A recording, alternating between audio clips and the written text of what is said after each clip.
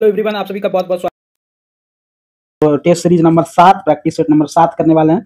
इसमें total 75 question है और फीटर, टर्नर, मैशनिस्ट, वेल्डर के लिए काफी इंपॉर्टेंट सेशन है। इसका पीडीएफ आपको टेलीग्राम में मिलेगा, लिंक वीडियो के डिस्क्रिप्शन में अवेलेबल है। तो चलिए स्टार्ट करते हैं। आज का फर्स्ट क्वेश्चन कहता है, कौन सा अग्निशामक शक्तिपूर्ण विद्युत आग के लिए उपयुक्त है? तो लिक्विड केमिकल जो होता है, लिक्विड केमिकल शक्तिपूर्ण विद्युत आग के लिए उपयुक्त है। कौन सा अग्निशामक? तो liquid chemical, option number D जो हो जाएगा राइट आंसर हो जाएगा। ठीक है ना। इलेक्ट्रिक फायर जो है डी श्रेणी के अंतर्गत आता है। इलेक्ट्रॉनिक आग जो होता है वो डी श्रेणी के अंतर्गत आता है। ठीक है। इस आग इलेक्ट्रॉनिक आग को जो है बुझाने के लिए, इलेक्ट्रॉनिक आग को बुझाने के लिए CTC, carbon tetrachloride, halon halon halon fire extinguisher का प्रयोग करते हैं। सीटीसी या हेलॉन फायर एक्सटिंग्विशर का प्रयोग करते हैं। यहाँ पूछा है कौन सा अग्निशामक शक्तिपूर्ण विद्युत आग के लिए उपयुक्त है? तो द्रवीभूत रसायन, आंसर होगा डी नंबर। ठीक है ना। और बिजली से लगी आग को बुझाने के लिए रेत का भी प्रयोग किया जा सकता है। किसका? रेत का भी प्रयोग कर सकते हैं, लेकिन पानी का कभी नहीं करेंगे। रेत का भी प्रयोग कर सकते हैं, सूखा रेत। नेक्स्ट है कि टेपर अनुपात 1:6 है। टेपर रेशियो जो है 1:6 है। तथा सरकाऊ घुमाव कोण का स्पर्श रेखा डैश होगा। तो सरकाऊ घुमाव कोण जो होगा वो बताना है आपको। तो सरकाऊ घुमाव कोण, इसको स्वीवेल एंगल कहते हैं। क्या कहते हैं? SWIVEL, स्वीवेल एंगल कहते हैं। तो स्वीवेल एंगल जो होता है वो होता है क्या? अल्फा/2, अल्फा/2 होता है। इतना समझ में आ गया स्वीवेल एंगल क्या होता है? अल्फा/2। अब यहाँ पे लेंगे इसका जो फार्मूला आता है tan अल्फा/2 बराबर जो होता है स्वीवेल एंगल का फार्मूला, वो बड़ी डी माइनस छोटी डी बटे में 2L होता है। 2 × L होता है, 2 × L होता है। ठीक है। अब ये बड़ी डी माइनस छोटी डी इंटू एल जो होता है वो टेपर अनुपात होता है। टेपर अनुपात का जो फार्मूला होता है, टेपर रेशियो बराबर जो होता है 1/6 इक्वल टू जो हो जाएगा वो बड़ी डी माइनस छोटी डी बटे में एल का वैल्यू आएगा, टेपर अनुपात। यही टेपर अनुपात होता है 1/6। यहाँ पे क्या कर लेंगे, इसका जो वैल्यू आएगा, इसका वैल्यू आएगा 1/6, तो 1/6 गुना 2 कर लेंगे तो क्या आएगा 1/12 जो होगा इसका राइट आंसर हो जाएगा। 1/12 जो होगा इसका राइट आंसर हो जाएगा। Option number C correct answer हो जाएगा। नेक्स्ट है, निम्नलिखित में कौन सा सुमेलित नहीं है? कौन सा सुमेलित नहीं है? तो रिएक्टर पैमाना आर्द्रता से सुमेलित नहीं है। ऑप्शन नंबर डी जो हो जाएगा राइट आंसर। रिएक्टर पैमाना का जो उपयोग करते हैं वो भूकंप मापने के लिए, किसको? भूकंप मापने के लिए, भूकंप को मापने के लिए प्रयोग करते हैं रिएक्टर पैमाना का। ठीक है। सेल्सियस तापमान को मापते हैं सेल्सियस में, विद्युत को किलोवाट आवर में, रक्त को RH गुणांक में। ठीक है ना। आर्द्रता को हाइग्रोमीटर में मापते हैं। रिएक्टर पैमाना से क्या मापते हैं? भूकंप को मापते हैं। ठीक है ना। तो राइट आंसर जो हो जाएगा डी हो जाएगा। नेक्स्ट सवाल की ओर चलते हैं। साइन बार को इसमें से कौन से साइज में नहीं होता है? तो साइन बार जो होता है, साइज जो होता है साइन बार का, वो होता है 100 mm का, 200 mm का और 300 mm का। लेकिन 500 mm का आपको देखने को नहीं मिलेगा। 500 mm का साइन बार नहीं होता है। साइन बार जो होता है वो त्रिकोणमिति के सिद्धांत पर कार्य करता है। त्रिकोणमिति के सिद्धांत पर कार्य करता है। साइन बार किस सिद्धांत पर कार्य करता है? त्रिकोणमिति के सिद्धांत पर कार्य करता है। साइन बार जो होता है स्टील का बना हुआ आयताकार ब्लॉक होता है। क्या होता है? स्टील का बना हुआ आयताकार ब्लॉक होता है साइन बार। इसका उपयोग कहाँ पे करते हैं? तो साइन बार का उपयोग जो होता है वो स्लिप गेज में, स्लिप गेज SG लिखते हैं स्लिप गेज, डायल गेज में DG लिखते हैं डायल गेज, और डायल टेस्ट इंडिकेटर में, डायल टेस्ट इंडिकेटर में DTI लिखते हैं, डायल टेस्ट इंडिकेटर में साइन बार का उपयोग करते हैं। ठीक है ना।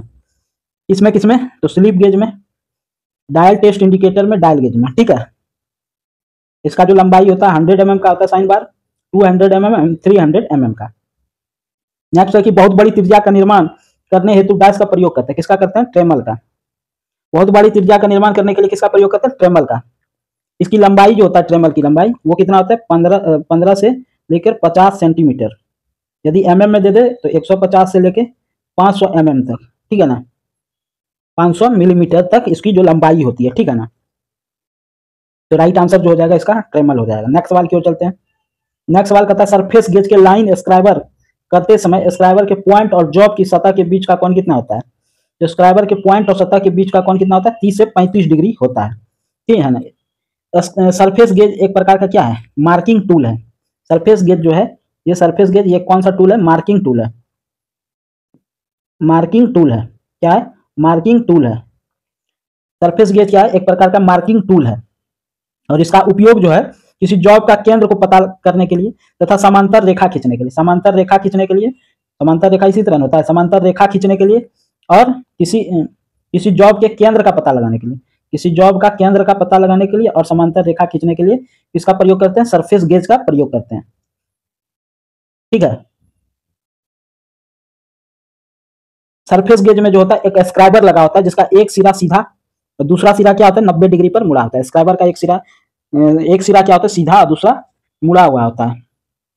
ठीक है, नेक्स्ट सवाल की ओर चलते हैं। नेक्स्ट सवाल देखिएगा, तथा वर्नियर पैमाने के मुख्य पैमाने के एक विभाजनी का मान 1 mm और वर्नियर पैमाने पर 20 बराबर भागों में विभाजित किया जाता है।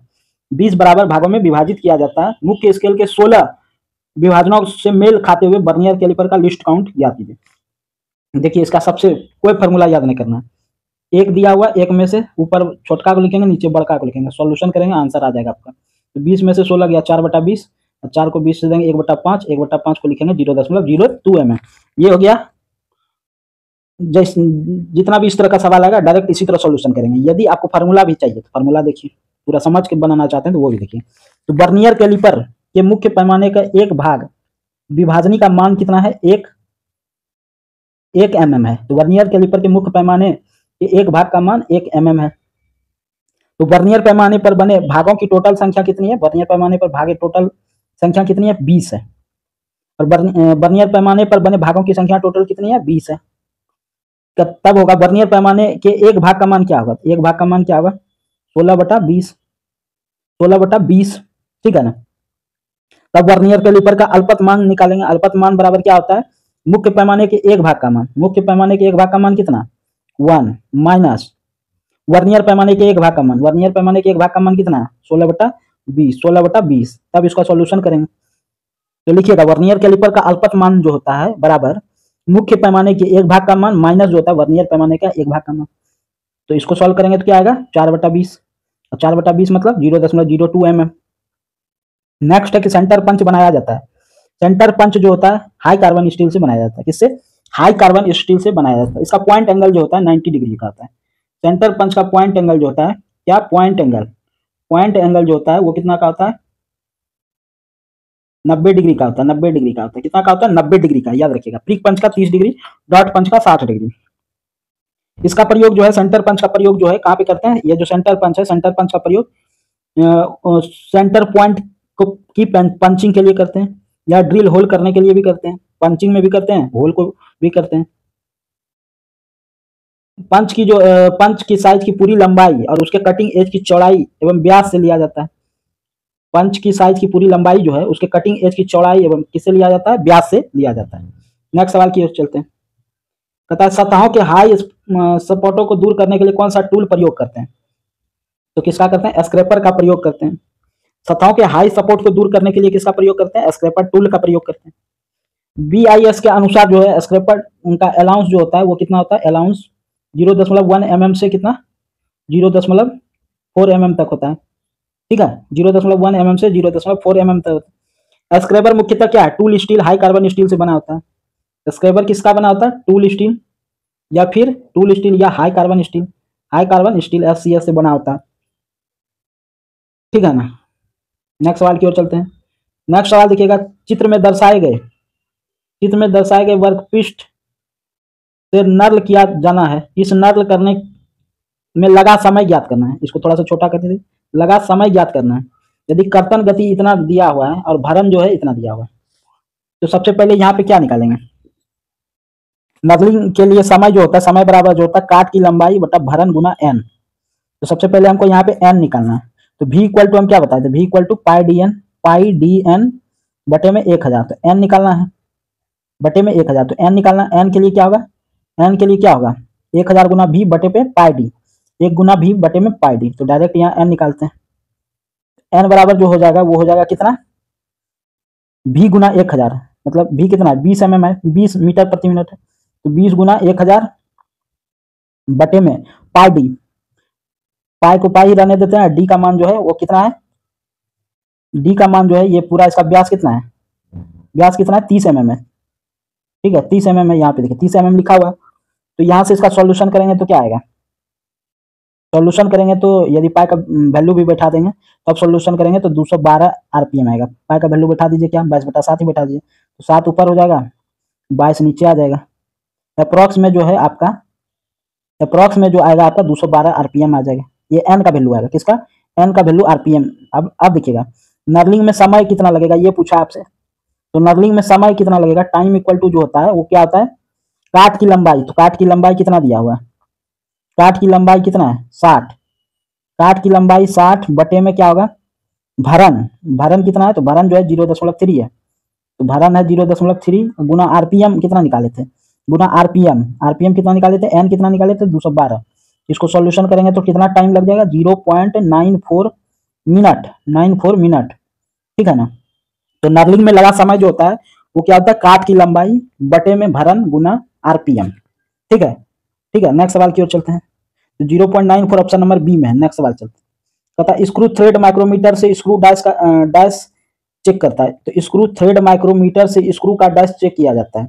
स्क्रू थ्रेड माइक्रोमीटर से माइक्रोमीटर का प्रयोग पिच डायमीटर चेक करने के लिए करते हैं। किस लिए करते हैं, पिच डायमीटर चेक करने के लिए करते हैं। इसके एनविल में जो होता है, स्क्रू थ्रेड माइक्रोमीटर के एनविल में वी ग्रुप्स होता है। क्या होता है, वी ग्रुप, वी ग्रुप होता है। क्या होता है, वी ग्रुप होता है, जिसका उपयोग जो है कोण मापने के लिए, अब थ्रेड कोण मापने वाले थ्रेड के कोण के बराबर होता है। वी ग्रुप का मान जो होता है, माप जो होता है वो कोण मापने वाले थ्रेड के कोण के बराबर होता है। नेक्स्ट चलें कि स्क्रू थ्रेड माइक्रोमीटर जो होता है, माइक्रोमीटर में एनविल का भाग जो है रिप्लेसेबल होता है। इसको रिप्लेस कर सकते हैं, एनविल को जो है रिप्लेस कर सकते हैं। एनविल को क्या कर सकते हैं, रिप्लेसेबल होता है, रिप्लेस कर सकते हैं, ठीक है ना। सबसे बड़ा बात है कि स्क्रू थ्रेड माइक्रोमीटर कौन से सिद्धांत पर कार्य करता है, नट और बोल्ट के सिद्धांत पर कार्य करता है। नट और बोल्ट के सिद्धांत पर कार्य करता है, ठीक है, नट बोल्ट के सिद्धांत पर कार्य करता है। नेक्स्ट सवाल की ओर चलते हैं, कहता है वर्नियर कैलिपर द्वारा माप करते हुए मुख्य स्केल पठन पर 25 mm और 28वां वर्नियर प्रभाग के मुख्य स्केल से मेल करता है, तो वर्नियर का लिस्ट काउंट 0.02 mm, तो मापन ज्ञात कीजिए, मापन ज्ञात करना है। तो मुख्य स्केल का पाठ्यांक कितना है 25 mm, मुख्य स्केल का पाठ्यांक कितना है 25 mm। अब वर्नियर स्केल का पाठ्यांक कितना है, तो वर्नियर स्केल का पाठ्यांक जो है 28वां वर्नियर प्रभाग में मुख्य स्केल को मेल खाता है, तो 28 भागों में बांटा और लिस्ट काउंट कितना था 0.02, इसको गुना करेंगे तो 0.56 आएगा, 0.56 आएगा, आएगा ना। तो ये हो जाएगा वर्नियर स्केल का पाठ्यांक।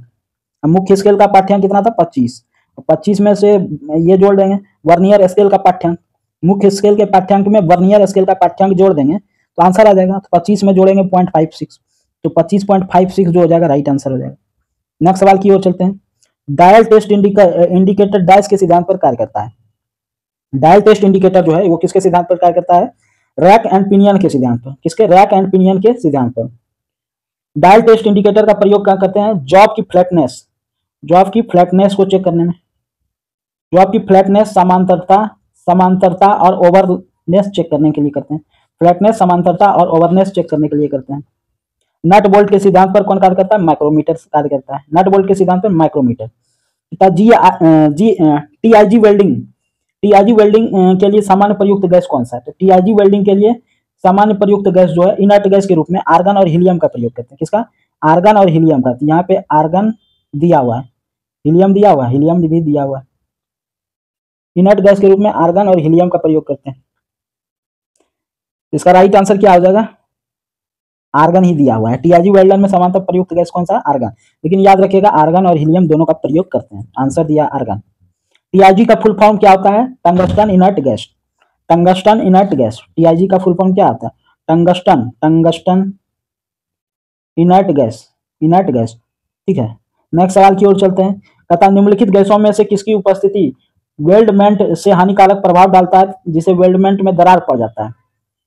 तो किसकी उपस्थिति, हाइड्रोजन की उपस्थिति के कारण जो होता है वेल्डमेंट में दरार पड़ जाता है, ठीक है ना।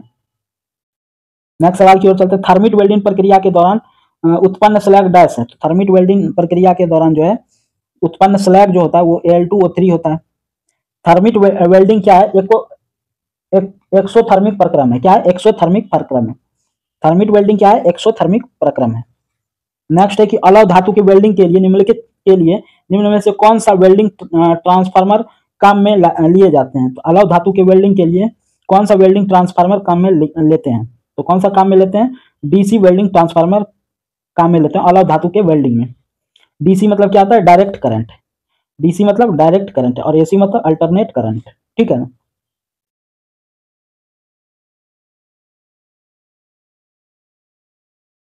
या जो है अलग धातु के वेल्डिंग ट्रांसफार्मर के लिए डीसी वेल्डिंग ट्रांसफार्मर काम में लाया जाता है, ठीक है। नेक्स्ट सवाल की ओर चलते हैं। नेक्स्ट सवाल कहता है ऑक्सीजन सिलेंडर वाल्व सॉकेट में डैश होता है। ऑक्सीजन सिलेंडर वाल्व सॉकेट में क्या होता है? ऑक्सीजन सिलेंडर वाल्व सॉकेट में क्या होता है? तो दक्षिणवर्ती चूड़ी होता है। क्या होता है? दक्षिणवर्ती चूड़ी। तो गैस वेल्डिंग में ऑक्सीजन एसिटिलीन गैस का उपयोग ईंधन के रूप में करता है। जो गैस वेल्डिंग होता है, गैस वेल्डिंग आप सभी देखे होंगे, गैस वेल्डिंग में ऑक्सीजन एसिटिलीन गैस का उपयोग जो होता है ईंधन के रूप में करते हैं, ठीक है ना। एसिटिलीन गैस सिलेंडर जो है वो ऑक्सीजन गैस सिलेंडर की तुलना में कम लंबा होता है, ठीक है ना। ऑक्सीजन गैस सिलेंडर देखे होंगे हॉस्पिटल में कितना लंबा लंबा होता है, और एसिटिलीन गैस सिलेंडर जो होता है छोटा छोटा होता है। एसिटिलीन गैस सिलेंडर का उपयोग किसमें करते हैं? केवल हाई प्रेशर वेल्डन के लिए किया जाता है। हाई प्रेशर वेल्डन के लिए किया जाता है। नेक्स्ट है कि फोर्जन ऑपरेशन में क्या होता है? फोर्जन ऑपरेशन में जो होता है कार्यखंड पर संपीड़न बल प्रयुक्त किया जाता है। क्या किया जाता है? कार्यखंड पर संपीड़न बल प्रयुक्त किया जाता है। फोर्जन जो है, फोर्जन क्या है? फोर्जन जो है, फोर्जन ऑपरेशन किस लिए करते हैं कि यह फिनिशिंग तथा इसमें जो है मुख्य रूप से फोर्जन ऑपरेशन में क्या किया जाता है? फिनिशिंग का कार्य किया जाता है। फोर्जन के कुछ लाभ भी हैं। क्या लाभ है? तो इस प्रक्रिया में धातु का स्क्रैप नहीं बनता है। फोर्जन जो होता है प्रक्रिया कम समय में हो जाता है, ठीक है ना। नेक्स्ट दिए गए बेयरिंग की पहचान कीजिए। ये जो बेयरिंग है आपको इसका पहचान करना है। तो दिया गया चित्र जो है ये क्या है? बियरिंग, थ्रस्ट बियरिंग का है। Thrust bearing option number C जो हो जाएगा राइट आंसर हो जाएगा। शाफ्ट के अक्ष के अनुरूप लोड को सहन करने के लिए थ्रस्ट बियरिंग का प्रयोग किया जाता है। थ्रस्ट बियरिंग का प्रयोग कहाँ किया जाता है? शाफ्ट के अक्ष के अनुरूप लोड को सहन करने के लिए थ्रस्ट बियरिंग का प्रयोग करते हैं। नेक्स्ट सवाल की ओर चलते हैं। अपसेटिंग एक फोर्जिंग प्रक्रिया है जिसमें क्या होता है? तो अपसेटिंग जो है एक फोर्जिंग प्रक्रिया है जिसमें जॉब की लंबाई कम की जाती है तथा क्रॉस सेक्शन को बढ़ाया जाता है। तो जो लंबाई कम करके अनुप्रस्थ क्षेत्रफल बढ़ाया जाता है। आंसर सी हो जाएगा। क्या होता है? अपसेटिंग एक फोर्जन प्रक्रिया। क्या है? फोर्जन प्रक्रिया है जिसमें क्या किया जाता है? जॉब की लंबाई को कम किया जाता है और क्या किया जाता है? क्रॉस सेक्शन को बढ़ाया जाता है, ठीक है ना। कोई भी धातु है, गर्म धातु है, गर्म धातु की चौड़ाई तथा मोटाई बढ़ाने की विधि को क्या कहते हैं? अपसेटिंग कहते हैं। अपसेटिंग मुख्यतः 3 प्रकार का होता है, फुल अपसेटिंग है, हैंड अपसेटिंग और सेंट्रल अपसेटिंग। नेक्स्ट सवाल की ओर चलते हैं। हाइड्रोजन भंगुरता डैश है। हाइड्रोजन भंगुरता डैश है। तो हाइड्रोजन भंगुरता क्या है? हाइड्रोजन भंगुरता वह प्रक्रिया है जिसमें हाइड्रोजन का धातु में प्रवेश होता है एवं परावर्ती विसरण के कारण धातु में अधिक भंगुर एवं विभंग प्रवृत्ति की हो जाती है। तो इसका राइट आंसर होगा यह वह प्रक्रिया है जिसमें हाइड्रोजन का धातु में प्रवेश एवं परावर्ती विसरण के कारण धातु में अधिक भंगुर एवं विभक्त हो जाती है, विभंग प्रवृत्ति की हो जाती है। तो राइट आंसर जो हो जाएगा सी नंबर हो जाएगा। नेक्स्ट सवाल की ओर चलते हैं कि मृदुलता उत्पन्न मशीनियता वर्धित तन्यता प्राप्त करने के लिए आंतरिक प्रतिबल से मुक्त एवं कण साइज को परिष्कृत करने हेतु इस्पात की उष्मा उपचार को डैश कहते हैं। इस्पात की उष्मा उपचार को क्या कहते हैं? तो अनिलिंग कहते हैं। तो अनिलिंग में जो होता है अनिलिंग क्रिया में धातु या जॉब को नर्म या सॉफ्ट बनाया जाता है। अनिलिंग में क्या किया जाता है? धातु या जॉब को क्या किया जाता है? नर्म या सॉफ्ट किया जाता है। और हार्डनिंग में क्या किया जाता है? हार्डनिंग में कठोर किया जाता है। धातु को क्या किया जाता है? कठोर। अनिलिंग में सॉफ्ट किया जाता है। नेक्स्ट है कि चित्र में कौन सी विधि दर्शाई गई है? ये जो चित्र है इसमें कौन सी विधि दर्शाई गई है? कौन सी? Straight filing. चित्र में सीधी रेताई दर्शाई गई, सीधा रेती कर रहा है तो सीधी रेताई यानी कि स्ट्रेट फाइलिंग दर्शाई गई है। तो राइट आंसर बी हो जाएगा। नेक्स्ट वाला चित्र में कौन सा वाशर को पहचानिए? तो ये जो वाशर है इस वाशर को क्या कहते हैं? स्प्रिंग वाशर कहते हैं। कंपन करने वाले मशीन पार्ट्स में जो होता है, कंपन जो मशीन पार्ट्स करता है ना, जो मशीन पार्ट्स हैवी होता है और कंपन करता है, वहां पे कंपन करने वाले मशीनों में, मशीन के पार्ट्स में स्प्रिंग वाशर का प्रयोग होता है, ठीक है ना। स्प्रिंग वाशर का प्रयोग कहाँ पे करते हैं? कंपन होने वाले मशीनों में, ठीक है ना। नेक्स्ट चलते हैं कि लेथ के बाएं हाथ की ओर स्थिर इकाई, लेथ के बाएं हाथ की ओर स्थिर इकाई जिसका कार्य मुख्य मोटर से ड्राइव को कार्य तक संचालित करना होता है क्या कहलाता है? तो क्या कहलाता है? हेड स्टॉक कहलाता है। हेड स्टॉक का मुख्य भाग जो होता है वो क्या होता है? स्पेंडर, कॉर्न पुली, बैक गियर, ट्रम्बलर गियर, ये सभी क्या है? हेड स्टॉक का पार्ट है। हेड स्टॉक का पार्ट क्या है? स्पिंडल, कॉर्न पुली, बैक गियर, ट्रम्बलर। अब आता है टेल स्टॉक। टेल स्टॉक जो होता है ना, वो लेथ मशीन के दाहिने हाथ की ओर स्थित होता है। हेड स्टॉक बाएं हाथ की ओर, बाएं हाथ आप अपना देखिए किधर, बाएं हाथ की ओर क्या होता है? हेड स्टॉक होता है। और दाएं हाथ की ओर क्या होता है? टेल स्टॉक होता है। दाएं हाथ की ओर टेल स्टॉक होता है, ठीक है ना। टेल स्टॉक का कार्य क्या है? तो वर्क पीस को सपोर्ट करना। क्या करता है? वर्क पीस को क्या करता है? सपोर्ट करता है। नेक्स्ट सवाल की ओर चलते हैं। लेथ मशीन के हेड स्टॉक के पास, लेथ मशीन के हेड स्टॉक के पास बेड गैप बनाए रखने के का क्या कारण है? तो बेड गैप बनाए रखने का क्या कारण है? तो लेथ मशीन का जो हेड स्टॉक के पास बेड स्टॉक के पास बेड गैप बनाए रखने का कारण जो है, बड़े व्यास वाली जॉब को मशीनिंग के लिए तैयार करना।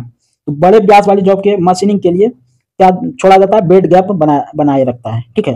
तो राइट आंसर यही हो जाएगा, ऑप्शन नंबर डी। नेक्स्ट सवाल की ओर चलते हैं। बिना गोलीयता वाले जॉब अच्छी तरह पकड़े जा सकते हैं, किससे? बिना गोल जॉब अच्छी तरह पकड़ा जा सकता है, किससे?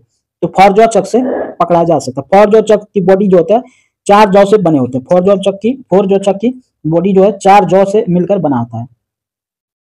फॉरजॉ जो चक के द्वारा होता है ना, किसी जॉब के सेंटर अक्ष के परितः घुमाने के लिए पकड़ सकते हैं, ठीक है ना। नेक्स्ट सवाल की ओर चलते हैं। तथा लेथ पर पीला चिन्ह, लेथ पर पीले चिन्ह का कार्बाइड टिप्ड लगाया गया उपकरण का उपयोग करते हैं। निम्न में से किस सामग्री स्टूल मशीन पर बनाया जा सकता है? तो स्टेनलेस स्टील। किस सामग्री से टूल से मशीन बनाया जा सकता है? स्टेनलेस स्टील से, ठीक है ना। तो राइट आंसर हो जाएगा B number. Carbide tipped tool को ज्यादातर सामर्थ्य व कठोर धातुओं की मशीनिंग की जाती है। कार्बाइड टिप्ड द्वारा जो होता है ज्यादातर सामर्थ्य व कठोर धातु की मशीनिंग की जाती है। स्टेनलेस स्टील जो होता है, स्टेनलेस स्टील की सबसे अच्छी प्रकार की इससे मशीनिंग की जाती है। स्टेनलेस स्टील की सबसे अच्छी प्रकार से क्या की जाती है? मशीनिंग की जाती है। नेक्स्ट है, ये एक व्हील में एब्रेसिव एवं बॉन्ड के मध्य का अंतर क्या कहलाता है? एक व्हील में एब्रेसिव एवं बॉन्ड के मध्य के अंतर रखा जाता है, जिसे क्या कहा जाता है? व्हील स्ट्रक्चर कहा जाता है। क्या कहा जाता है? Wheel structure. यहाँ पे दिया ऑप्शन स्ट्रक्चर। स्ट्रक्चर के नंबरों में व्यक्त करते हैं। स्ट्रक्चर को किसमें व्यक्त करते हैं? नंबरों में। 1 से 16 नंबर तक स्ट्रक्चर को, व्हील स्ट्रक्चर को व्यक्त करते हैं, ठीक है ना। व्हील स्ट्रक्चर को कितने वर्गों में बांटते हैं? 1 से 16 तक। बीआईएस के अनुसार स्ट्रक्चर को 2 भागों में बांटा गया है, एक डेंस, एक ओपन। डेंस स्ट्रक्चर जो होता है वो उसमें 1 से 8 तक होता है, और ओपन जो होता है उसमें क्या होता है? 9 से 16 तक होता है। 9 से 16 तक क्या होता है? व्हील स्ट्रक्चर होता है, ठीक है। नेक्स्ट सवाल की ओर चलते हैं। कहता है ग्राइंडिंग पहिए में बी चिन्ह, ग्राइंडिंग पहिए में बी चिन्ह किस प्रकार के बॉन्ड का प्रतिनिधित्व करता है? तो ग्राइंडिंग पहिए में बी चिन्ह किस प्रकार के बॉन्ड को प्रतिनिधित्व करता है? तो कौन सा बॉन्ड को? रेसिनॉइड बॉन्ड को बी चिन्ह प्रदर्शित करता है। रेसिनॉइड बॉन्ड को, रेसिनॉइड बॉन्ड को। सिलिकेट बॉन्ड को कौन सा चिन्ह प्रतिनिधित्व करता है? एस चिन्ह। उसके बाद आपके सेलेक बॉन्ड को, सेलेक बॉन्ड को ई चिन्ह, ई चिन्ह के द्वारा प्रतिनिधित्व करते हैं। विट्रीफाइड बॉन्ड को, विट्रीफाइड बॉन्ड को भी चिन्ह के द्वारा प्रतिनिधित्व करते हैं। विट्रीफाइड को वी चिन्ह, सेलेक को ई चिन्ह, सिलिकेट बॉन्ड को एस चिन्ह, रेसिनॉइड बॉन्ड को बी चिन्ह के द्वारा। एक होता है रबर बॉन्ड, रबर बॉन्ड को आर चिन्ह के द्वारा, ठीक है। नेक्स्ट सवाल की ओर चलते हैं। पॉजिटिव ड्राइव सिस्टम में क्या आता है? पॉजिटिव जो है, पॉजिटिव ड्राइव सिस्टम में क्या आता है? फिसलन की अनुमति नहीं होती है, फिसलन की अनुमति नहीं होती है। ये बॉन्ड का जो उपयोग होता है ना, इस क्वेश्चन में वर्ड है बॉन्ड, बॉन्ड वर्ड है, बॉन्ड वर्ड को समझ लीजिए। बॉन्ड का जो उपयोग होता है वो एब्रेसिव कणों को आपस में जोड़ने के लिए करते हैं। क्या करते हैं? जोड़ने के लिए, खाली जोड़ याद रखिएगा ना। एब्रेसिव कणों को आपस में जोड़ने के लिए बॉन्ड का प्रयोग करते हैं, ठीक है ना। उसके बाद बताया आपको विट्रीफाइड बॉन्ड के लिए भी चिन्ह, भी चिन्ह प्रदर्शित करता है। सिलिकेट बॉन्ड के लिए एस चिन्ह, उसके बाद सेलेक बॉन्ड के लिए ई चिन्ह, रेजिनॉइड बॉन्ड के लिए बी चिन्ह, रबर बॉन्ड के लिए आर चिन्ह। बॉन्ड का प्रयोग जो है वो किस लिए करते हैं? एब्रेसिव कणों को आपस में जोड़ने के लिए। नेक्स्ट चलते हैं कि जिब क्रेन का उपयोग किया जाता है। जिब क्रेन का उपयोग किस लिए करते हैं? तो जिब क्रेन का उपयोग जो है ना, वो किस लिए करते हैं? लोड को ऊर्ध्वाधर उठाने और लोड को क्षैतिज ले जाने के लिए। जिब क्रेन का प्रयोग लोड को क्षैतिज तथा ऊर्ध्वाधर गति के लिए करते हैं। क्षैतिज और ऊर्ध्वाधर गति के लिए जिब क्रेन का प्रयोग करते हैं, ठीक है ना। जीव करंट जो होता है अधिकतर बिजली से चलता है। कैसे? बिजली से, इलेक्ट्रिक से। ठीक है ना। तो नेक्स्ट सवाल की ओर चलते हैं। नेक्स्ट कौन सा कथन वी वेल्ट के लिए संबंधित नहीं है? कौन सा कथन वी वेल्ट से संबंधित नहीं है? वी वेल्ट का प्रयोग जो होता है लंबी दूरी के लिए नहीं करते हैं। लंबी दूरी के लिए नहीं करते, तो लंबी दूरी के लिए करते हैं, ये वाला क्या हो जाएगा? राइट आंसर हो जाएगा। संबंधित नहीं है। वी बेल्ट का प्रयोग लंबी दूरी के लिए नहीं करते हैं। ठीक है, तो राइट आंसर यही हो जाएगा, option number C. V bolt का प्रयोग जो होता है मशीन को चलाने के लिए भी करते हैं। मोटर मशीन को चलाने के लिए करते हैं वी बोल्ट का वी बेल्ट का प्रयोग, बेल्ट सॉरी बेल्ट है। वी बेल्ट का प्रयोग मशीन को चलाने के लिए भी करते हैं। नेक्स्ट है कि हेलिकल गियर के अधिक मात्रा में उत्पादन में निम्न में से कौन सी मशीन उपयुक्त होती है? हेलिकल गियर के अधिक मात्रा में उत्पादन के लिए कौन सी मशीन प्रयुक्त होती है? तो हेलिकल गियर के लिए अधिक मात्रा में उत्पादन के लिए हॉर्बिंग मशीन का प्रयोग करते हैं। हॉर्बिंग मशीन का प्रयोग करते हैं। ठीक है ना। तो राइट आंसर जो हो जाएगा ऑप्शन नंबर डी हो जाएगा। कहता है यदि बोल्ट का आकार M30 है तो इसका मतलब क्या है? तो 30 जो है ये 30 व्यास को प्रदर्शित करता है, नॉमिनल व्यास। और M जो है मीट्रिक थ्रेड को प्रदर्शित करता है। M किसको करता है? मीट्रिक थ्रेड को। और 30 जो नंबर होगा उसके बाद M के बाद वो नॉमिनल व्यास को। तो राइट आंसर जो हो जाएगा 30 व्यास को और M मीट्रिक थ्रेड को। तो राइट आंसर ए हो जाएगा। 30 mm में प्रदर्शित करता है। इसमें mm में व्यास जो होता है mm में प्रदर्शित करता है, नॉमिनल व्यास। इसीलिए राइट आंसर ए होगा। चित्र में दर्शाए गए नॉट को पहचानिए। तो चित्र में दर्शाए गए नॉट जो है वो क्या है? Double hitch not. क्या है? Double hitch not. इस नॉट का प्रयोग जो होता है ना लघु पाइप या रिंग को रस्से द्वारा बांधने के लिए करते हैं। इस नॉट का प्रयोग छोटे छोटे पाइप को या फिर रिंग को, ये जो रिंग होता है उसको रस्से से बांधने के लिए करते हैं। इसी नॉट का प्रयोग, डबल हिच नॉट का प्रयोग। ठीक है। नेक्स्ट सवाल की ओर चलते हैं। वायर लॉक का उपयोग करते हैं किस लिए? तो वायर लॉक उपयोग किस लिए करते हैं? वायर लॉक का उपयोग जहां नट बहुत दूर दूर होता है वहां करते हैं। वायर नट का उपयोग कहां करते हैं? तो जहां नट बहुत दूर दूर हो, जहां नट बहुत दूर दूर हो वहां पे वायर नट का प्रयोग। नेक्स्ट सवाल की ओर चलते हैं। कहता है क्लोज टॉलरेंस और बड़ी मात्रा की होर्निंग के लिए क्या किया जाता है? क्लोज टॉलरेंस और बड़ी मात्रा की होर्निंग के लिए क्या करते हैं? तो राइट आंसर जो होगा मैनुअल, देखिए मैनुअल स्ट्रोकिंग को पावर स्ट्रोकिंग से अधिक प्राथमिकता दी जाती है। तथा निकट सहनीयता, क्लोज टॉलरेंस और बड़ी मात्रा में होने के लिए क्या करते हैं? इसमें क्या होता है? मैनुअल स्ट्रोकिंग को पावर स्ट्रोकिंग से अधिक प्राथमिकता दी जाती है। टॉलरेंस जो होता है किसी जॉब की एक्यूरेसी को प्रदर्शित करता है। टॉलरेंस क्या करता है? किसी भी जॉब का एक्यूरेसी, कितना एक्यूरेट साइज में बना है उसको प्रदर्शित करता है। टॉलरेंस जो होता है हमेशा क्या होता है? पॉजिटिव होता है। क्या होता है? हमेशा पॉजिटिव होता है। ठीक है ना, पॉजिटिव होता है। नेक्स्ट सवाल की ओर चलते हैं। टॉलरेंस कहते हैं क्या है? किसी भी जॉब का अपर लिमिट और लोअर लिमिट के अंतर को क्या कहते हैं? टॉलरेंस कहते हैं। किसी भी जॉब के अपर लिमिट और लोअर लिमिट के अंतर को क्या कहते हैं? टॉलरेंस कहते हैं। देखिए यहाँ पे दिया ही क्वेश्चन में कि आयामों की उच्चतर सीमा और निम्नतम सीमा के बीच के अंतर को क्या कहते हैं? तो टॉलरेंस यानी कि सहिष्णुता कहते हैं। Option number D correct answer हो जाएगा। ठीक है, तो 40 का राइट आंसर जो हो जाएगा डी हो जाएगा। आपस बीआईएस के अनुसार टॉलरेंस जो होता है, टॉलरेंस में ग्रेडों की संख्या, टॉलरेंस में ग्रेडों की संख्या जो होती है वो कितनी होती है? 18। बीआईएस के अनुसार टॉलरेंस में ग्रेडों की संख्या जो होती है वो कितनी होती है? 18 ग्रेड का होता है टॉलरेंस। कहता है किसी ड्राइंग में एक बीमा को 22 प्लस माइनस 0.01 mm दर्शाया गया है, तो सहिष्णुता ज्ञात कीजिए। तो उच्चतम सीमा क्या होगा? 22। उच्चतम सीमा क्या होगा? 22 में जोड़ लेंगे 0.01, तो 22.01 हो जाएगा उच्चतम सीमा। और निम्नतम सीमा क्या हो जाएगा? निम्नतम सीमा 22 में 0.01 घटा लेंगे तो 21.99 हो जाएगा। इसी के अंतर को क्या कहते हैं? सहिष्णुता कहते हैं या टॉलरेंस कहते हैं। इसी का अंतर ज्ञात कर लेंगे। अंतर क्या होगा? 0.02। तो अंतर होगा 0.02। आंसर क्या हो जाएगा? ऑप्शन नंबर सी हो जाएगा। जॉब की अधिकतम सीमा और न्यूनतम सीमा के अंतर को क्या कहते हैं? टॉलरेंस कहते हैं। नेक्स्ट सवाल की ओर चलते हैं। जब टॉलरेंस बेसिक माप की तरफ दी जाती है तो उसे क्या कहते हैं? देखिए जब टॉलरेंस बेसिक माप की तरफ दी जाती है तो उसको क्या कहते हैं? तो उसको क्या कहते हैं? बेसिक माप की तरफ दी जाती है तो यूनिलैटरल टॉलरेंस। जब टॉलरेंस जो है बेसिक माप यानी मूल माप के केवल एक तरफ दिया जाए तो क्या कहा जाता है? Unilateral tolerance.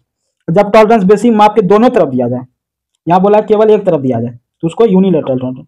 और जब दोनों तरफ दिया जाता है तो उसको बायलैटरल। ये क्या? दोनों तरफ, टू लिख देते हैं। दोनों तरफ दिया जाता है तो उसको बायलैटरल टॉलरेंस कहते हैं। नेक्स्ट है कि बियरिंग क्लियरेंस चेक किया जाता है, तो किससे? तो बियरिंग क्लियरेंस जो है वो फिलर गेज के द्वारा चेक किया जाता है। फिलर गेज को थिकनेस गेज भी कहते हैं। क्या कहते हैं? Thickness gauge, thickness, T for thickness gauge भी कहते हैं, ठीक है ना। फिलर गेज का प्रयोग दो पार्ट्सों के बीच गैप को चेक करने में, ये दो पार्ट्स है उसके बीच कितना का गैप है उसको चेक करने के लिए फिलर गेज का प्रयोग करते हैं। फिलर गेज का प्रयोग कहाँ करते हैं? दो पार्ट्स के बीच गैप को चेक करने के लिए। वर्नियर कैलिपर का द्वारा जॉब की इनसाइड, आउटसाइड तथा गहराई मापने के लिए प्रयोग करते हैं। ये जो वर्नियर कैलिपर है इसके द्वारा क्या करते हैं? जॉब की इनसाइड, आउटसाइड तथा गहराई मापने के लिए प्रयोग में करते हैं। और इनसाइड माइक्रोमीटर जो है, इनसाइड माइक्रोमीटर का प्रयोग किसी जॉब द्वारा किसी जॉब की आंतरिक माप लिया जाता है। इनसाइड माइक्रोमीटर के द्वारा जॉब की आंतरिक माप लिया जाता है। नेक्स्ट सवाल की ओर चलते हैं। चूड़ी को कैचिंग डैश से संबंधित है। चूड़ी की कैचिंग किससे संबंधित है? तो चूड़ी की कैचिंग जो है लेथ में चूड़ी कर्तन से संबंधित है। चूड़ी की कैचिंग लेथ में चूड़ी कर्तन से संबंधित है। लेथ मशीन पर चूड़ी काटने के लिए क्या करते हैं? थ्रेड कैचिंग विधि का प्रयोग करते हैं। किसका करते हैं? थ्रेड कैचिंग विधि का, थ्रेड कैचिंग विधि का प्रयोग करते हैं। कैचिंग विधि, थ्रेड कैचिंग विधि का प्रयोग करते हैं। अब थ्रेड कैचिंग विधि किसको कहते हैं? तो टूल को बार बार एक ही रास्ते पर चलाने के लिए जिस विधि का प्रयोग किया जाता है उस विधि को क्या कहते हैं? थ्रेड कैचिंग विधि। नेक्स्ट चलते हैं कि बीएसडब्ल्यू थ्रेड का कोण कितना होता है? तो बीएसडब्ल्यू थ्रेड का कोण कितना होता है? 55 डिग्री। कितना होता है? 55 डिग्री। बीएसडब्ल्यू थ्रेड का प्रयोग जो होता है सामान्य तौर पर सभी कार्यों के लिए करते हैं। बीएसडब्ल्यू थ्रेड का प्रयोग सभी कार्यों के लिए करते हैं। बीएसडब्ल्यू थ्रेड का कोण कितना होता है? 55 degree. British association BA thread, British association का थ्रेड कोण कितना होता है? 47.5 डिग्री होता है। ब्रिटिश एसोसिएशन थ्रेड का कोण जो होता है 47.5 डिग्री होता है, ठीक है ना, ये याद रखिएगा। नेक्स्ट सवाल की ओर चलते हैं। कहता है एक स्क्रू को खोलने व कसने के लिए एलन की का प्रयोग करते हैं। कौन से स्क्रू को खोलने या कसने के लिए एलन की का प्रयोग करते हैं? तो हेक्सागोनल सॉकेट हेड स्क्रू को खोलने के लिए व कसने के लिए जो होता है एलन की स्क्रू का प्रयोग करते हैं। तो आंसर जो हो जाएगा हेक्सागोनल सॉकेट हेड स्क्रू को खोलने व कसने के लिए। हेक्सागोनल सॉकेट हेड स्क्रू को खोलने के लिए किसका प्रयोग करते हैं? एलन की का प्रयोग करते हैं। नेक्स्ट सवाल की ओर चलते हैं कि चादरी धातु कार्मिक की न्याय को क्या कहते हैं? चादरी धातु कार्मिक की न्याय को डैश कहा जाता है। तो चादरी धातु कार्मिक की न्याय को क्या कहा जाता है? खूंटा कहा जाता है। क्या कहता है? स्टेक कहा जाता है। धातु जो होता है पतली पतली चादरों के काटने के लिए प्रयोग की जाने वाली कर्तन को, धातु के पतली चादर को जिससे काटते हैं उसको क्या कहते हैं? स्निप करते हैं। क्या कहते हैं? स्निप करते हैं। पतले चादर को काटने के लिए स्निप मतलब एक तरह का कैंची होता है। स्निप का बनावट जो होता है कैंची के समान होता है, ठीक है ना। नेक्स्ट सवाल की ओर चलते हैं। आमतौर पर अच्छे किस्म के स्टेक बनाई जाती है किससे? आमतौर पर जो अच्छे किस्म का स्टेक बनाया जाता है वो कास्ट आयरन या कास्ट स्टील से बनाया जाता है। तो कास्ट आयरन या cast steel option number A जो हो जाएगा राइट आंसर। नेक्स्ट सवाल की ओर चलते हैं। नेक्स्ट सवाल देखिएगा। कहता है एक रिवेट जोड़ में रिवेट का अपरूपण उत्पन्न होता है। तो एक रिवेट जोड़ में रिवेट का अपरूपण रिवेट का व्यास प्लेट की मोटाई से अधिक छोटा होने से उत्पन्न होता है। 49 का राइट आंसर हो जाएगा। रिवेट का व्यास प्लेट की मोटाई से अधिक छोटा होने में उत्पन्न करता है। रिवेट धातु का बना क्या होता है? गोल रोड होता है। रिपीट देखें ना, ऐसे होता है, गोल रॉड होता है। इसके सिरे पर हेड, इसके सिरे पर हेड तथा दूसरे सिरे पर टेल बना होता है। दूसरे सिरे पर क्या होता है? टेल। रिवेट जो होता है नर्म धातु का बनाया जाता है। तांबा का ब्रास का, एल्युमिनियम का, माइल्ड स्टील सबका बनाया जाता है रिवेट। सीट को, किसी भी सीट को जोड़ना है, सीट को अर्ध अस्थायी रूप में जोड़ने के लिए रिवेट का प्रयोग करते हैं। रिवेट का प्रयोग कहाँ करते हैं? सीट को अर्ध अस्थायी रूप से जोड़ने के लिए। नेक्स्ट सवाल की ओर चलते हैं। तथा किस रिवेट का प्रयोग लेदर वर्क में किया जाता है? चमड़े के कार्य में लेदर वर्क में किस रिवेट का प्रयोग करते हैं? तो बफरिकेटिंग हेड रिवेट का प्रयोग करते हैं। किसका? बफरिकेटिंग हेड रिवेट का प्रयोग चमड़े में करते हैं। नेक्स्ट है कि जल में कोलाइड सामग्रियों को निकालने की प्रक्रिया को क्या कहते हैं? जल में कोलाइड सामग्री को निकालने की प्रक्रिया को निस्पंदन यानी कि क्या कहते हैं? फिल्टराइजेशन कहते हैं। फिल्ट्रेशन क्या कहते हैं? निस्पंदन यानी कि फिल्ट्रेशन कहते हैं। तो राइट आंसर ए हो जाएगा। नेक्स्ट सवाल की ओर चलते हैं। नेक्स्ट सवाल क्या कहता है? जीआई पाइप निम्न में से डैश स्टैंडर्ड लंबाई में मिलते हैं। तो जीआई पाइप जो है कितने स्टैंडर्ड लंबाई में मिलते हैं बताइएगा। तो जीआई पाइप जो है लगभग 6 मीटर के स्टैंडर्ड लंबाई में मिलता है। यह माइल्ड स्टील या गैल्वेनाइज्ड, माइल्ड स्टील पर गैल्वेनाइज्ड करके बनाया जाता है। माइल्ड स्टील पर क्या करता है? गैल्वेनाइज्ड करके बनाया जाता है जीआई पाइप, ठीक है। जीआई पाइप जो होता है गैल्वेनाइजेशन के कारण जंग मुक्त होता है, ठीक है। इसके दोनों किनारे पर थ्रेड कटा हुआ, थ्रेड मतलब क्या होता है? चूड़ी कटा होता है, क्योंकि एक पाइप को दूसरे पाइप से जोड़ सकें। चूड़ी समझ रहे हैं ना, छोटा छोटा देखिएगा, कोई भी पाइप की नहीं है ना, तो किनारे पर थ्रेड कटा होता है, चूड़ी कटा हुआ रहता है। डैश को जोड़ने के लिए विलायक का उपयोग करते हैं, तो किसको जोड़ने के लिए? पीवीसी पाइप को जोड़ने के लिए विलायक का प्रयोग करते हैं। पीवीसी पाइप को जोड़ने के लिए विलायक का उपयोग करते हैं। पीवीसी का फुल फॉर्म क्या होता है? Polyvinyl chloride. ठीक है ना, क्या होता है? Polyvinyl chloride. नेक्स्ट सवाल की ओर चलते हैं। पानी के पाइपलाइन में नॉन रिवर्टिंग वाल्व का क्या उद्देश्य है? तो पानी के पाइपलाइन में नॉन रिटर्न वाल्व का उद्देश्य क्या है? एक तरफा प्रवाह। क्या है? एक तरफा प्रवाह। यह वाल्व जो होता है कास्ट आयरन, पीतल, कांसा या प्लास्टिक के बनाए जाते हैं। यह वाल्व जो होता है, नॉन रिटर्न वाल्व जो होता है, ये किसका बना होता है? कास्ट आयरन, पीतल, कांसा, प्लास्टिक के भी बनाए जाते हैं। नेक्स्ट सवाल की, कान या हॉर्निंग की परिपूर्णता की प्रक्रिया डैश है। तो हॉर्निंग की परिपूर्णता की प्रक्रिया क्या है? अंदरूनी व्यास। हेनिंग डैश की परिपूर्णता की प्रक्रिया है अंदरूनी व्यास की। अलाउंस डैश रखा जाता है, हॉर्निंग अलाउंस कितना रखा जाता है? तो हॉर्निंग अलाउंस जो होता है, होनिंग में जो होता है मुख्यतः आंतरिक व्यास की फिनिश करने की एक प्रक्रिया है। होनिंग क्या है? आंतरिक व्यास को फिनिश करने की एक प्रक्रिया है। इसका जो अलाउंस रखा जाता है 0.01 से 0.02 mm। होनिंग क्या है? तो होनिंग जो है आंतरिक व्यास को फिनिश करने की एक प्रक्रिया है। नेक्स्ट सवाल की ओर चलते हैं। कहता है लेपिंग प्रक्रिया में ग्रीन रूज का अपघर्षक एब्रेसिव होता है। तो लेपिंग प्रक्रिया में जो ग्रीन हाउस का एब्रेसिव होता है वो किसका होता है? Cr2O3। लेपिंग प्रक्रिया में ग्रीन रूज अपघर्षक जो होता है Cr2O3 होता है। इसका रासायनिक नाम क्या है? Chromium oxide. Cr2O3 का रासायनिक नाम क्या है? Chromium oxide. ठीक है, क्रोमियम ऑक्साइड। नेक्स्ट सवाल की ओर चलते हैं। नेक्स्ट सवाल क्या कहता है? डाई नट का उद्देश्य डैश के लिए। तो डाई नट का उद्देश्य किसके लिए है? तो डाई नट का उद्देश्य क्षतिग्रस्त थ्रेड की चेसिंग व कंडीशनिंग के लिए करते हैं। तो क्षतिग्रस्त थ्रेड की चेसिंग व कंडीशनिंग के लिए डाई नट का उपयोग करते हैं। ठीक है ना। नेक्स्ट है कि टेपिंग में सर्वाधिक कौन सा टेप काम आता है? तो टेपिंग में सर्वाधिक जो है मीडियम टेप जो है काम आता है, मीडियम टेप। BIS के अनुसार इसे इंटरमीडिएट टेप भी कहते हैं। क्या कहते हैं? इंटरमीडिएट टेप भी कहते हैं। मीडियम टेप को इंटरमीडिएट टेप भी कहते हैं। ठीक है, मीडियम टेप को क्या कहते हैं? इंटरमीडिएट टेप भी कहते हैं। यहाँ पे आपको कटिंग स्पीड ज्ञात करना है। कटिंग स्पीड ज्ञात करना है। कहता है एक 3.5 इंच व्यास का एक जॉब लेथ मशीन पर 240 RPM से घुमा, कटिंग स्पीड क्या होगा? तो V equal to pi D N. भी निकालना है आपको। पाई डी एन बताइए 1000 होगा, तो पाई का मान ले लेते हैं 22/7, क्या दिक्कत? डी का मान 3.5 इंच है, तो 3.5 इंच को फीट में बदल देते हैं, ताकि यहाँ पे ऑप्शन जो दिया है फीट है, तो बटा में क्या कर देते हैं 12 से भाग दे देंगे, ताकि 12 इंच में क्या होता है? 1 फीट होता है। और इसको एन जो है 240 है। कितना है? 240 है। इसको सॉल्व करेंगे तो क्या होगा? 1 0 से 1 0 खत्म, 7 5 35, 12 दूना 24, 5 दूना 10 गुना 22, 220 फीट पर मिनट होगा। क्या होगा? 220 फीट पर मिनट होगा। तो कटिंग स्पीड जो होगा 220 फीट पर मिनट होगा। नेक्स्ट चलते हैं। तो कहता है ड्रिल किए गए छिद्र हेतु छिद्र के खुले सिरे पर बेल्ट हेड के लिए सपाट सीट निर्मित करने की प्रक्रिया को क्या कहते हैं? सपाट सीट निर्मित करने की प्रक्रिया को क्या कहते हैं? स्पॉट फेसिंग कहते हैं। फ्लैट सीट, सपाट सीट प्राप्त करने की प्रक्रिया को क्या कहते हैं? स्पॉट फेसिंग कहते हैं।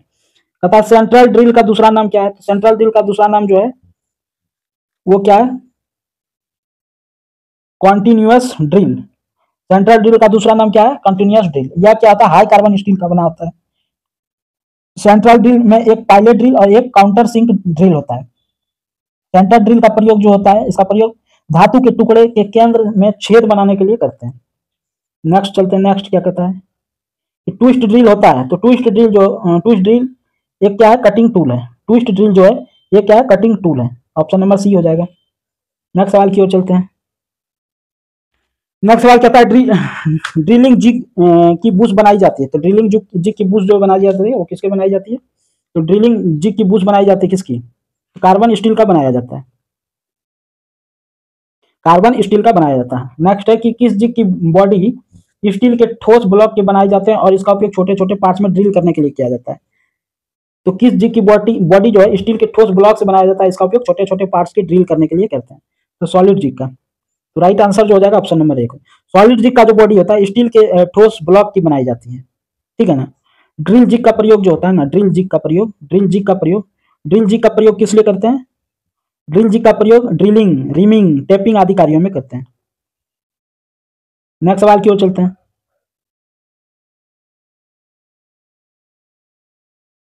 ड्रिल किए गए सुराख का फिनिशिंग किस टूल से किया जाता है?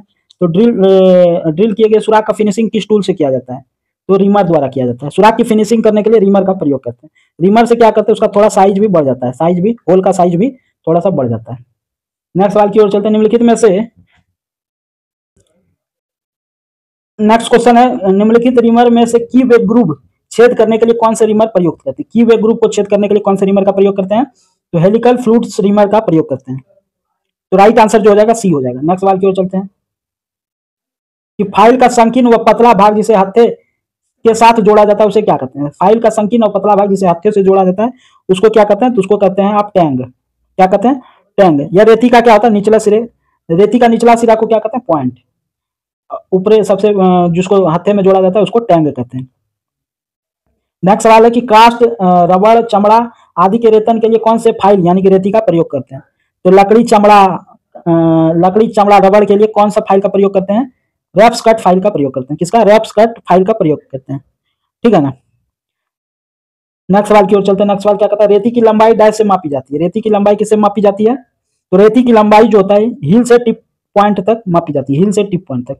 कहां से? हील से टिप पॉइंट तक। ये रेती है ना, तो रेती का ये भाग जो है हील है, हील से लेकर टिप पॉइंट, ये टिप पॉइंट है, हील से लेकर टिप पॉइंट तक मापी जाती है। तो आंसर क्या आ जाएगा? हील से टिप पॉइंट तक। आंसर जो हो जाएगा बी हो जाएगा। 100 से 200 की लंबाई तक का जो रेती होता है ये फाइन कार के लिए। 100 से 200 तक का जो होता है ये फाइन कार के लिए, फाइन कार के लिए। और 200 से 450 तक का जो रेती होता है वो बड़े कार के लिए। 200 से 450 तक किसके लिए? 450 के लिए, बड़े कार के लिए। बड़े कार के लिए इस रेती का प्रयोग करते हैं। नेक्स्ट सवाल की ओर चलते हैं। बेंच 22 का स्पिंडल किससे बना होता है? तो बेंच 22 का स्पिंडल जो होता है वो मृदु इस्पात का, मृदु स्टील का बना होता है, माइल्ड स्टील का बनाता है। बेंच पर प्रयोग होने वाले 22 को बेंच 22 कहते हैं। ये तो आप समझ गए बेंच 22 किसको कहते हैं। ये आपका जो कॉलेज रहता है ITI कॉलेज, उसी में जो वहाँ पे जहाँ जॉब बनाते हैं उस रूम में रहता है लगा हुआ। ठीक है ना। बेंच 22 जो होता है दो प्रकार का होता है। कौन कौन? तो एक होता है पैरेलल जॉ, पैरेलल जॉ। एक होता है स्विचेबल बेंच 22। क्या होता है? Switchable, swivel bench 22। एक पैरेलल बेंच 22, एक स्विबल बेंच 22। नेक्स्ट सवाल की ओर चलते हैं। जॉब प्लेट की दांतें कटे होते हैं। जॉब प्लेट की दांतें जो होता है वो जॉब की पकड़ बनाने के लिए कटे होते हैं। बेंच वाइज का जो साइज होता है इसको किससे लेते हैं? जॉब की चौड़ाई से लेते हैं। किससे लेते हैं? बेंच वाइज का जो साइज होता है वो जॉब की चौड़ाई से लिया जाता है। नेक्स्ट सवाल की ओर चलते हैं। किसी भी स्नेहक का सबसे महत्वपूर्ण गुण क्या है? तो किसी भी स्नेहक का सबसे महत्वपूर्ण गुण क्या है? श्यानता है। किसी भी स्नेहक का सबसे महत्वपूर्ण गुण क्या है? श्यानता है। यह गुण तापमान के साथ क्या होता है? कम हो जाता है। जैसे तापमान बढ़ेगा वैसे वैसे श्यानता का गुण क्या होगा? घटेगा। ठीक है ना। नेक्स्ट सवाल की ओर चलते हैं। निम्नलिखित में से कौन सा अस्थायी स्नेहक है? अस्थायी स्नेहक कौन सा है? तो ग्रेफाइट जो है एक अस्थायी स्नेहक, ग्रेफाइट जो है अस्थायी स्नेहक। स्नेहक जो होता है वो 3 प्रकार का होता है। एक होता है ठोस, ठोस स्नेहक में कौन कौन आता है? सोया, स्टोन, माइका। एक होता है द्रव्य, द्रव्य स्नेहक, द्रव्य स्नेहक में खनिज तेल, सिंथेटिक तेल, ऑर्गेनिक तेल। एक होता है गैस स्नेहक, गैस स्नेहक में कौन सा होता है? कोरा, कार्बन डाइऑक्साइड, फ्रियॉन, हीलियम। ये सभी क्या? गैस स्नेहक। नेक्स्ट है कि बॉल बियरिंग की डैश धातु बनी होती है। बॉल बेयरिंग कौन सी धातु की बनी होती है? तो बॉल बेयरिंग की गोलियां जो होता है निकल, क्रोमियम, स्टील की बनी होती है। बॉल बेयरिंग की गोलियां जो होता है छोटा छोटा दिखेगा ऐसे ऐसे बॉल बेयरिंग, साइकिल का रिम में बॉल बेयरिंग लगाते हैं उसमें छोटा छोटा गोली भरा जाता है, वो निकल, क्रोमियम, स्टील का बना होता है। ठीक है ना। तो कैसा लगा आज का सेशन बताइएगा, कमेंट करिएगा कैसा लगा सेशन। और इसका PDF आपको टेलीग्राम में मिलेगा, लिंक डिस्क्रिप्शन में अवेलेबल है। वीडियो अच्छा लगा तो वीडियो को सब्सक्राइब करें, चैनल को सब्सक्राइब करेंगे, वीडियो को लाइक करेंगे और ज्यादा से ज्यादा वीडियो को शेयर करेंगे। धन्यवाद। मिलते हैं फिर नेक्स्ट सेशन में।